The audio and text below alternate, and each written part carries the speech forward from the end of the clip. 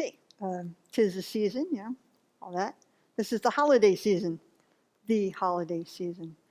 And yet, if you look, whether it's Buddhist, Christian, Islam, Jewish, you have holidays all year round. So why do they call this one the holiday season? I'm not sure. A lot of it is revolved around Christmas time, where you give presents and you receive presents. And when we were growing up, it was like receiving presents is great. Even as adults, receiving presents is great. But most people have found that giving is even better. So that makes it pretty cool. So now I'm going to tell you about 4 holiday stories about giving. First one is, his name is Wayne Price. He's a school bus driver in Alabama. See him last week, or maybe the week before. The school called. School was going to be delayed for 2 hours. Now, most of the time when kids hear school is going to be delayed 2 hours, they go, yes, thank you. However, he realized that what this meant was that a lot of kids were not going to be able to eat that day. Because what happens is breakfast, 75% of the school children that's in that place participate in the National School Lunch Program, which is a federal program that ensures kids from low-income families will be able to eat lunch and breakfast at a free or reduced price during the school day. Now, when I was growing up, I participated in this program most of my growing up years, so I understand this. So what did he do? He went to McDonald's, okay? And he went and got himself a biscuit. And then he asked the people, can you make 50 biscuits in 15 minutes, and can you give me a good price on it? People at McDonald's says, how about this? $1 for every biscuit. And then they turned around and they made him within 15 minutes, and he walked out with his biscuit and 50 more. So that's pretty cool. So to Price, he said, this act of kindness is not random, nor is it solely because of the Christmas spirit. That's what he said. And then he said, there's a passage in the Bible, there's a phrase, you can give without loving, but you cannot love without giving. Pretty cool. Okay, the second story is a man named Thomas Kelly. He lives in Oklahoma City. And he's a man on a mission to pay it forward to the community that raised him. And what he did was he gave $10,000 donation to help pay off the student lunch debt in that city. And he said it was just a way during the season to take the burden off the parents who can't afford lunches through no fault of their own. But he didn't stop there. The next day he donated $1,000 to low-income elementary school in the city. And the day after that he donated $4,000 to the Putnam City Care Shelter Penny's Closet program that provides Christmas gifts, coats, shoes, and more to kids in need. And he made the donations through his foundation, which he set up. It's called the Someday Soon Foundation, which he started 2 years ago after getting a second chance at life. So 28 months ago, he was given a second chance of life when he decided to become sober. He decided the only way to pay back the chance that he was given was to start doing the right thing, and the right thing is helping those in need. And if my story of sobriety can help someone or inspire someone, then it's worth it, he said. And just 1 year ago, he was serving pizza and hamburgers out of the trunk of his car to homeless people as a way of paying it forward. Today, they serve up to 1,000 homeless people a month.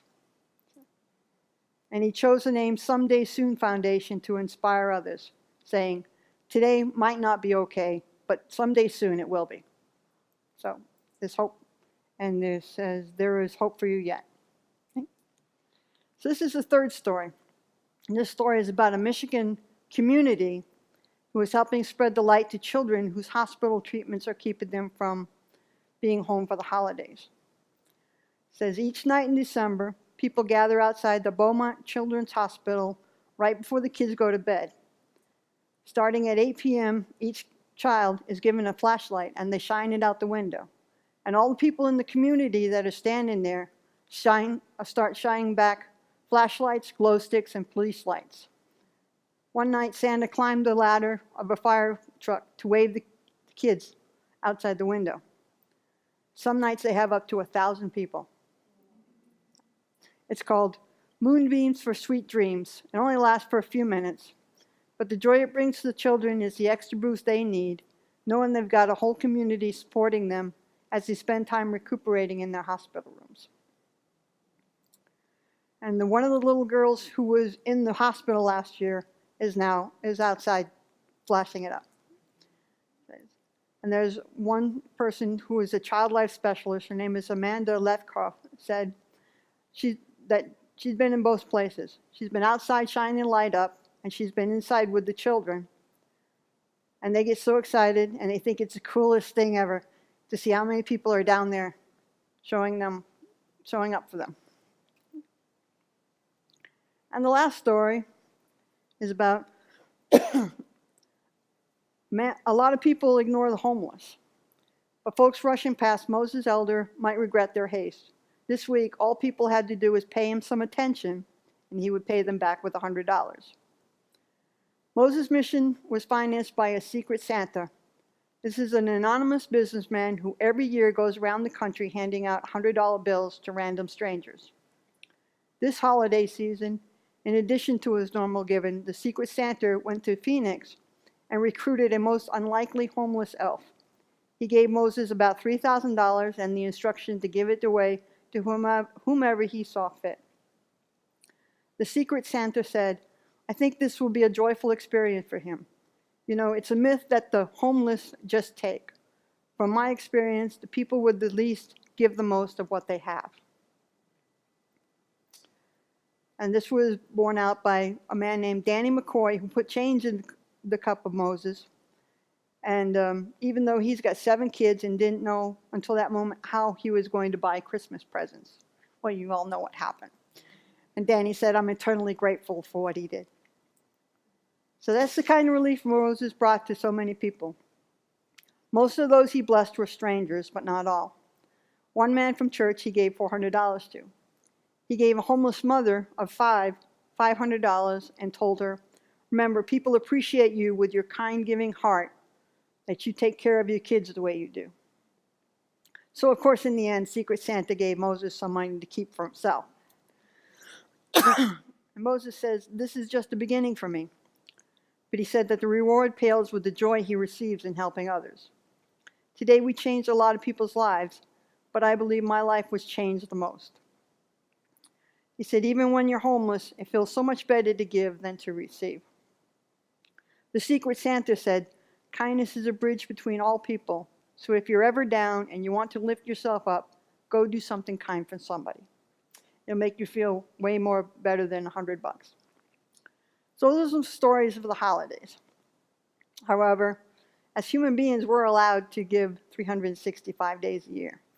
This is the practice of generosity, one of the 6 paramitas. Now, all of these are acts of bodhisattvas. This is the way it should be, all of the time. And what act of generosity have you done today?